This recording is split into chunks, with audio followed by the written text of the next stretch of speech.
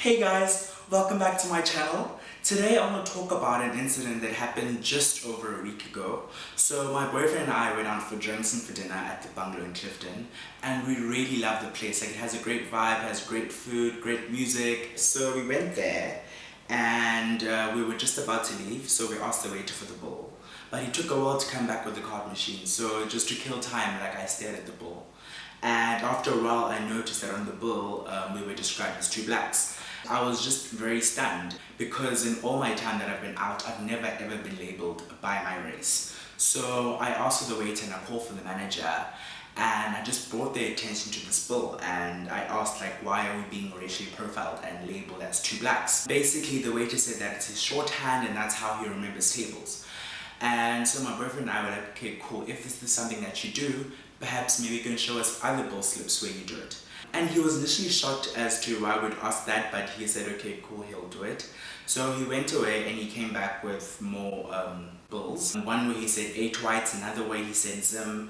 But on the timestamps, the bills like seemed like they were like printed like immediately, just to like kind of like cover up the situation.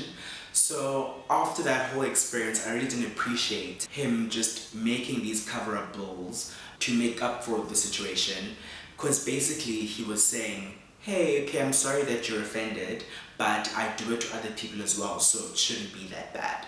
Where that shouldn't be the case. Whether he's black and I'm black, it's not okay for him to racially profile me. In any restaurant, there should be table numbers. My clothing item should be enough, or if I'm wearing sunglasses to describe me, that should be enough. Like, my race shouldn't be the thing that should identify me. I am more than my skin tone, and it's not that I'm not proud of being black, but it's just not something that you do. So I wasn't happy about the incident, and I wasn't happy with how the incident was handled. Quite frankly, I feel like it wasn't handled.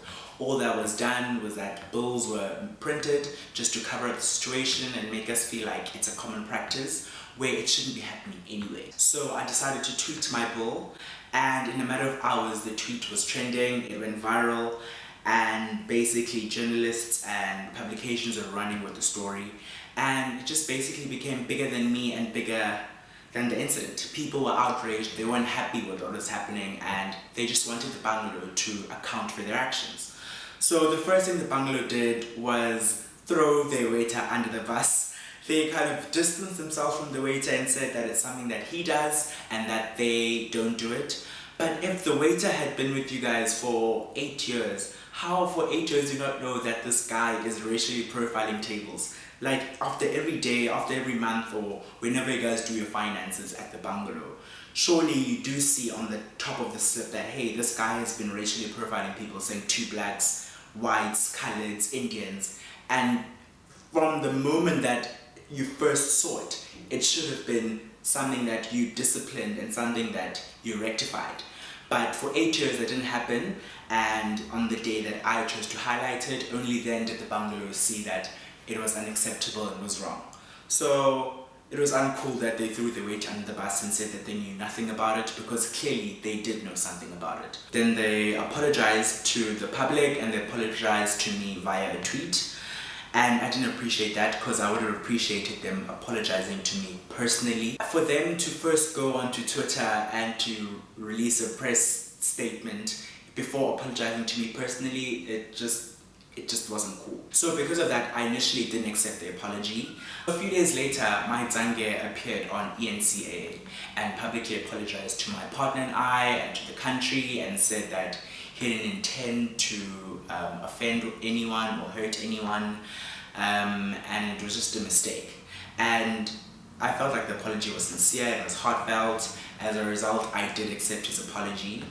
But the weird thing is that people who were initially outraged suddenly changed their stance when they discovered Mike Zange was black. Because people were like, Scott, if he's black and you're black, why are you complaining? If you're black, Scott, why are you offended with being black or being referred to as black? Are you not proud of your skin tone? Yeah, basically I was labeled as this racist man, this attention-seeking man, someone who isn't proud of their self, of their skin tone, and basically I wanted Mike out of his job. I was this evil villain, when that wasn't the case. I didn't publicize the tweet because I wanted him to lose his job. I didn't complain because I wanted him to lose his job. I complained because racial profiling is unacceptable. Whether it comes from another black person to one black person, from a white person to a black person, it's unacceptable. And that's what I wanted to highlight and what my tweet was serving to highlight. I was basically at the receiving end of verbal abuse. But I really didn't care because I knew at the end of the day how I felt when I got that bill, how angry I was. I know why I tweeted what I wanted to highlight and I wanted the public to see. So it kind of bothered me, but it didn't bother me to the point where I was breaking down. Oh, I was like, oh my gosh, like why is everyone so mean to me? Like it really didn't matter in the grander scheme of things. So the bungalow apologized, Mike Zange apologized, I accepted their apologies. I wanted to just move on with my life, and my purpose of the whole thing was served. The purpose of highlighting racial discrimination being unacceptable was served. All in all, I was happy with the situation and how it transpired, because my main objective of tweeting my slip was to highlight that racial discrimination is unacceptable. And that's what happened. The country saw what the bungalow was doing and they were outraged.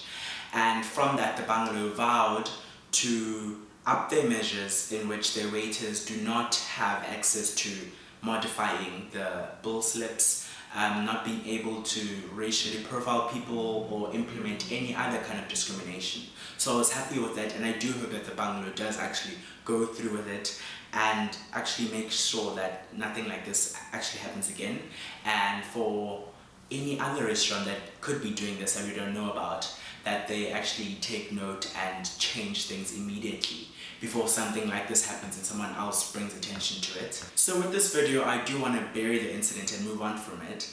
But if you do want to leave a comment below and let me know what you feel about the incident, how you feel like I should have handled it, do leave a comment below. Subscribe to my channel for future videos, like the video, and until next time, bye!